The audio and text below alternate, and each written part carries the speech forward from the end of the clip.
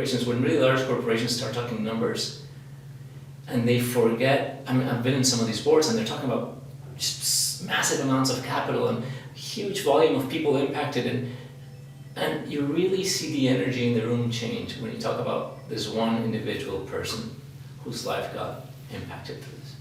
Because that's all we are, right? We are human beings that connect with one another.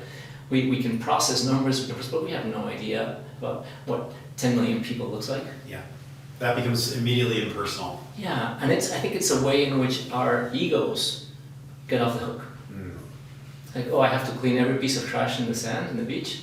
No, Impossible. off the hook. Yeah. It's like, what's right in front of me? What can I do right here? So to me, I think that's something that we should all take back. So it's no matter what it is, what change, what thing we want to improve, start here, do one thing.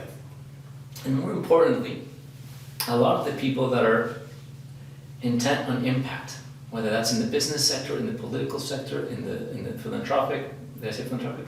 Entrepreneurial, they are so focused on the objective that they miss the impact along the way. And they're treating their family with a certain attitude because they're busy changing the world. I'm a big deal over here, and then the people who are most important and that aren't getting my best, my life. And even within a company or within a nonprofit or within government, the policy, the product, the whatever it is, the medicine that's going to get to people, that is so important in our eyes that we compromise elements along the chain, and how we treat our coworkers, how we treat our vendors, how we treat the person that cut us off in the freeway. It's like, no, how does impact live moment to moment? Because odds are that the ultimate impact will be much more powerful if we can live that way. If it comes from a concentric circle from me as the center, starting small, building out, not saying the ends over there are going to justify however I get there. Yeah. So let's take it small. So tomorrow, what's something we can all do to start moving in the direction of, what I hear from you and all these things is there's life that's available to all of us in a way which is much less stress, much less anxiety, much more joy or love, compassion, all the things that we would ultimately, if we had a moment, would say, I want more of that. Yeah. So starting tomorrow, what's directionally, again, how do I not fall prey to say, oh, I want to be enlightened, I want to be way over there. How do I just do something tomorrow that starts to move me in that direction, and I can start to play and enjoy the journey of becoming more of myself, more of those things, those qualities. Yeah, beautiful. How about like now? Right now. Let's not wait till tomorrow. Yeah, because that's how we operate, right? It's like, okay, tomorrow, then I'll start doing these practices, and if I do those practices, then I'll be okay. It's like, how about right now? We just feel our bodies. Where are we holding tension? What thoughts are we believing? This feels weird. I mean, I know you and I have done certain things in terms of work where that becomes a normal question, but I don't think most people are asked, like, what am I thinking now? Yeah. Like, what am I aware of now? What sensation? Like, you just came off of a silent retreat, you've done a lot of work, but for most of us, again, is that the question? Will I even be able to answer that, or will that be like, I have no idea what Emilio was talking about? Awareness of my thoughts, like I have no idea, they're just running around and... Yeah. So in that moment, it's like, okay, confused, I'm confused. Just being able to say, this is what's happening. This is what, yeah. So I'm confused, I'm frustrated, I think this guy's an idiot.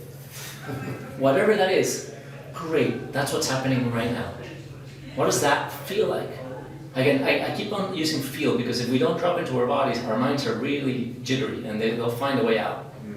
But it's like, what does judging this guy as an idiot feel like in my body right now?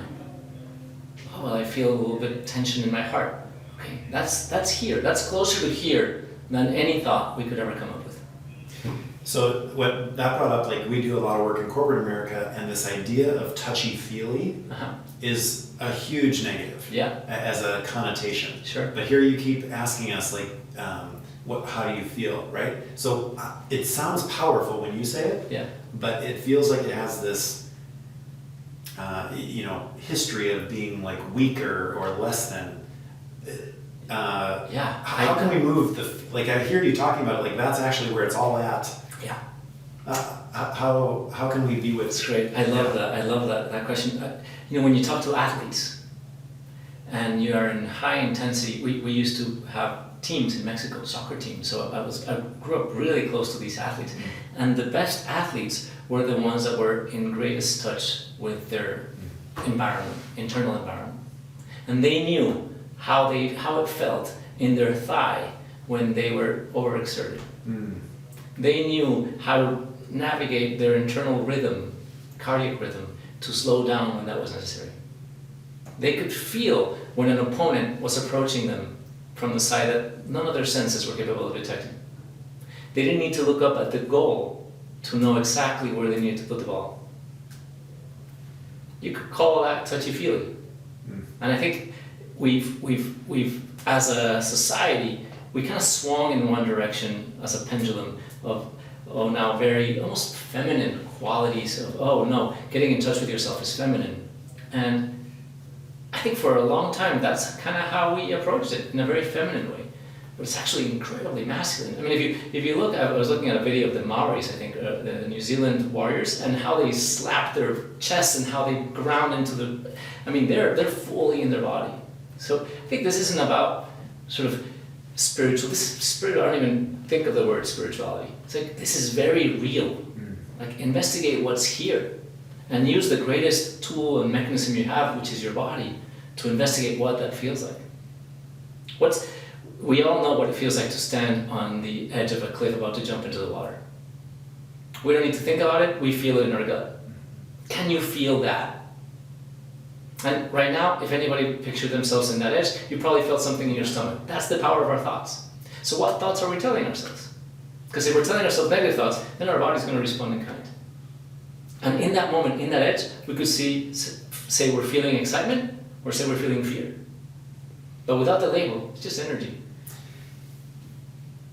Okay, so if it's just energy, is it completely neutral? Like when you're there, is it completely neutral, or is there a underlying, like, is bliss is that neutral feeling actually a really good feel, or is it completely neutral? It's like back to the layer. That layer is the only one that has an opinion about it. Whether it's neutral or not neutral, you're jogging and all of a sudden your world disappears. Is that neutral? I don't even know that it's neutral or not neutral or good or bad. I know that after the fact I'll label it. I'll say that felt really good. But if you're on that edge and you really are not labeling that as excitement or fear, then it's just, I'll give you a very concrete example. I used to be the most jealous person in the world.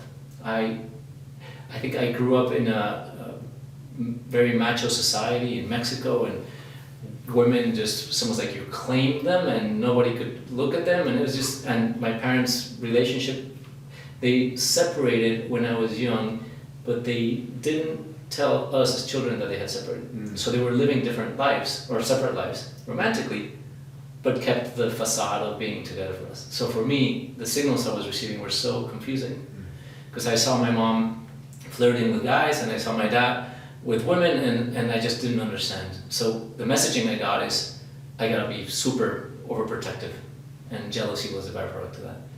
And every time I would see someone I remember having this A-type, right? So I had all these check marks of how good I was across all these categories, right? Was I feeling okay? Did I look good? Was I smart? Did I go to the right school? Was I wearing the right clothes? Did I get my hair, the car, blah, blah, blah, blah. But anytime someone walked into the room that would challenge me across any of those categories, everything would come up and be like, oh, threat. There's an alpha male here, and it's very animalistic. Right? Yeah. And the way I dealt with that was either by finding multiple partners at the same time and cheating, so that somehow that would make me feel like I had options if I was ever left. Because really at the core of it was the fear of being abandoned. Alone. Yeah. So how I always managed to cope with this in many ways. Blaming, judging. If somebody told me that guy was gay, it was the greatest relief in the world. He wasn't a threat anymore.